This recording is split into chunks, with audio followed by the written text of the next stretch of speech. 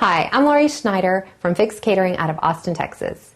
Today, on behalf of Expert Village, we're going to show you how to make mini turkey and Parmesan burgers on pita bread. So now that we've got our avocado cut and ready to go, we're going to go ahead and get our tomato and our lettuce. And today we're going to use a vine-ripened tomato. And what we're going to do is go ahead and slice it into rings so that it's easy to put into our pita. And we're also going to use baby spinach. And I love baby spinach because it's got a really nice, delicate taste. It's easy to work with. It comes in bags, so it's easy to just open up and go for it and eat it. And I just love baby spinach. And it's also very, very good for you. So we're going to start our slices going down the length of the tomato.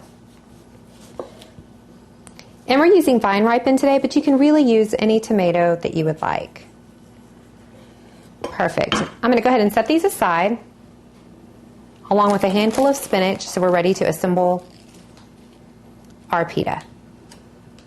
Now keep in mind that most of the spinach comes in bags already washed.